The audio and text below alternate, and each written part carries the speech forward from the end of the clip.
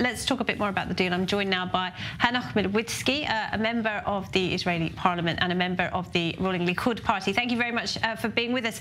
So we've got this deal. There will be a 4-day pause in the fighting. Will Israel be able to recover the momentum and continue its fight to destroy Hamas after that pause? Absolutely. That was a condition that the ministers asked very, they were very specific about it.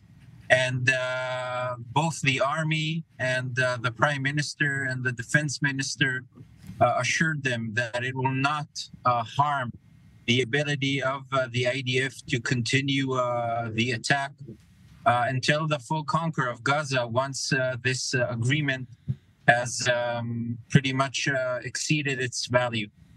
Now, the deal will see the release, hopefully, of up to 50 Israeli hostages, that is children and their mothers. It doesn't cover all of the women being held in captivity.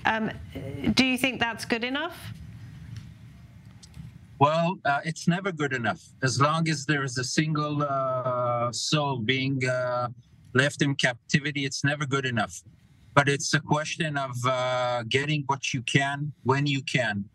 And, we have an ability now to release 50 people, maybe a few more, if Hamas manages to locate them as he says he does. And let's say, God forbid, we forgo this opportunity. And in a day or a week or a month, accidentally one of our missiles kills them, or some of them, or one of the terrorists decides to kill them. It's a dilemma that is, you can't really win either way. But these people, these innocent civilians, these women, these children that shouldn't have been there in the first place, if we have a chance to retrieve them, then we must do so. The deal will see the release of anything between 150 and 300 Palestinian prisoners. Now, it had been discussed previously that it would be women and children for women and children. We're now talking about the overwhelming majority of those prisoners being male, no murderers, but attempted murderers, and people detained for throwing stones, which is also attempted murder. How did that come about? Well, I'm gonna say not a popular thing. I don't care. I don't care how many of them we release. I don't care who of them we will release eventually. I care about retrieving our civilians back and eliminating Hamas as a power in Gaza. These are the two things I care about.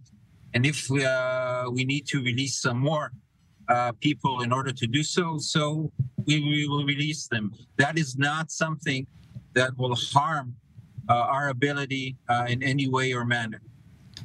Are these attempted murderers not going to go on and become murderers and terrorists? We need to make sure that they don't. And if they do so, then we need to. If they try to do so again, then they will meet the full force of the IDF.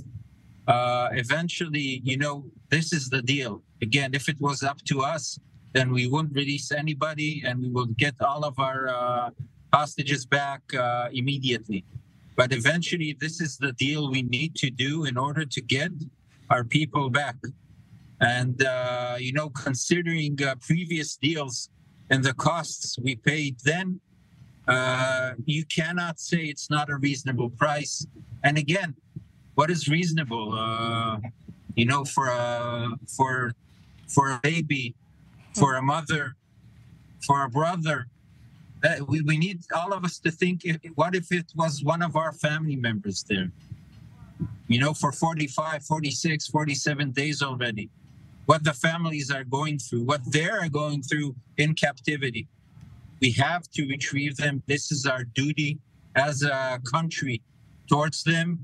And afterwards, we will retaliate from all those we need to retaliate from. Can I ask you about your coalition partners, Osma Yehudi Jewish Power?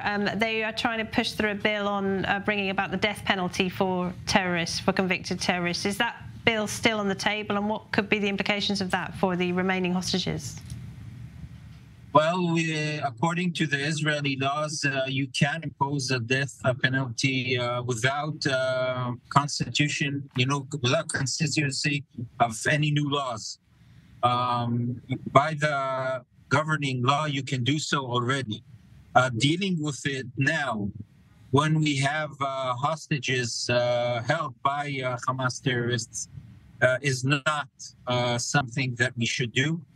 And therefore, the government was right when they basically ordered the coalition leader to basically take off all these proposals. As of now, it was the right thing to do. Again, if we want to impose the death penalty on someone, we can do so. We don't need to make new rules about it now. Okay, Hanoch Milwidsky from the Likud party. Thank you very much. Thank you.